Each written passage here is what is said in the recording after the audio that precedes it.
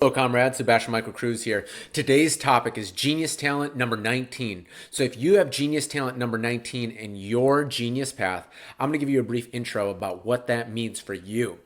And if you haven't gotten your free Genius Path report yet, go ahead and get it. It's at decodeyourgenius.com. So let's begin with the green rectangle on the right-hand side, because having genius talent number 19 is all about the power of humor in creating a space for transformation. So as you develop genius talent number 19, you become the creator of a space for humor and learning. And that space is oftentimes a physical space, but sometimes it can be an online environment, but it's some place where multiple people come for humor and learning and then ultimately transformation. So an example of genius talent number 19 in action is J.K. Rowling, the author of the Harry Potter series. So she has a 19, and we see that with Hogwarts. So Hogwarts is the school, and there's definitely humor involved, and ultimately it's a place for learning and transformation. Another example of this is Jerry Seinfeld. So he has his Seinfeld show that he created, which is a space for humor and then perhaps some learning along the way. So let's take a look at what gets in the resistance of the 19, what will block your genius talent from coming through. And that is the resistance patterns of being always serious, easily offended, and knowing it all. So the key is to lighten up and to learn how to laugh at life. And there's many different shades of comedy. There's many different shades of humor. It's not a one size fits all. So it's about finding your own way of lightening up the intensities of life and ultimately using that humor using it in a powerful way.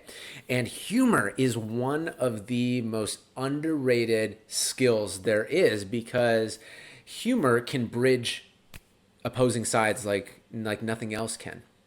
And Benjamin Franklin talks about this, about having two opposing sides, but if you can bridge the gap with humor, then in an instant, people have their defenses down and they can actually hear the other person. Because usually when there's two opposing sides, it's just people talking at each other. And that's why great comedians are able to speak about cultural topics that there's opposing sides and say humor in a way that people's defenses are down, and then they can see the silliness of their side, or perhaps they can see for a moment what it's like to actually be on the other side. And that ability to drop the defenses doesn't happen through any other logical argument, doesn't happen through any other emotional argument. It's this ability for humor that allows people to consider the other side. That's the hidden talent of the humor. And ultimately, when a person does that and they're able to create an environment where humor is flowing that allows learning to flow, then of course, naturally that creates transformation. So out of the different strategies to reverse the resistance into the Genius Talent 19, the one I'll share today briefly what I recommend is take a look at your life right now. Where are you being too serious?